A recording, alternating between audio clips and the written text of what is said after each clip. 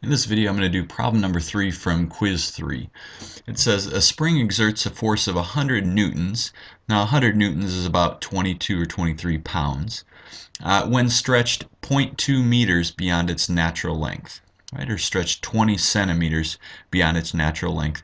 The spring exerts a force back of 100 newtons, or about 22 or 23 pounds. Find the spring constant K.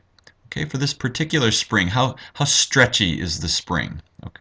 And include units on your answer. Then find the force exerted by the spring when stretched 0.5 meters beyond its natural length. Now, I would certainly expect that the force would be greater than 100, because when stretched only 20 centimeters, it exerts a force of 100 newtons. If it's stretched 50 centimeters, I expect it to be the force to be greater than that. So find the spring constant K. Now let's remind ourselves here what Hooke's law says. Hooke's law says that f of x is equal to kx. Okay, so this is Hooke's law for springs. So the amount of force that the spring pulls back with is proportional to the length that the spring is stretched. So f of x equals kx. Now we are told that f of 0.2 is equal to 100. But also f of 0.2, if we look at Hooke's law, it should be k times 0.2. So what we see is that f of 0.2 equals this, and also f of 0.2 equals this. So let's find k. So what we have is k times 0.2 is equal to 100, and we're going to solve this for k. Okay, we just divide by 0.2, of course. And what we would get is that k equals 100 over 0.2. That's really 100 over 1/5, which ends up being 100 times 5, which is 500. Now let's remind ourselves here, this was really 100 newtons, and this is really 0.2 meters. So the units on this would be newtons per meter. Okay, so there's our spring constant K. Now the second part of this question, once we've done this, is fairly simple. Find the force exerted by the spring when stretched 0.5 meters beyond its natural length. So what we need to do is find f of 0.5. Okay, or f of 0.5. Okay, well that's fairly straightforward now, because we have f of x is equal to kx, but we know what k is now. K is 500. So f of x equals 500x.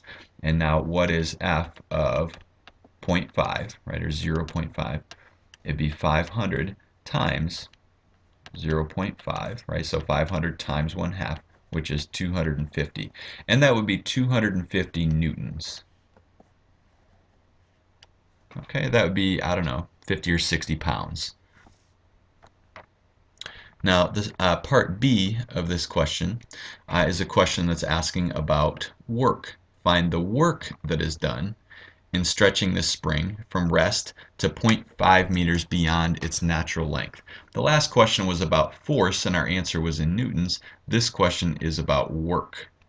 Okay, so notice it's the same 0.5 meters here. Okay, our answer should be, instead of in newtons, it should be in joules. So the work, if we have a constant force, work is equal to force times distance.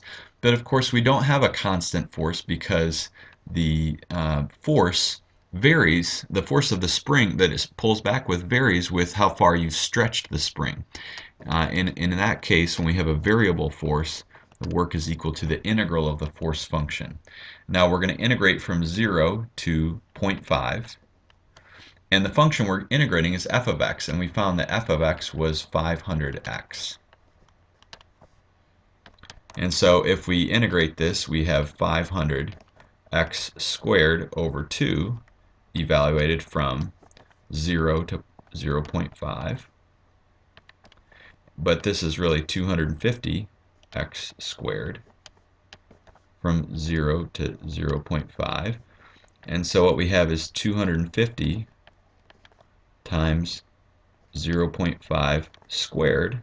Okay, that's really minus 250 times 0 squared. Now this term, of course, is just 0. And what is this term? Well, 0.5 squared, 1/2 squared is really 1/4. So we have 1/4 of 250 and I believe that is 62.5. Yeah, 62.5, and that would be joules.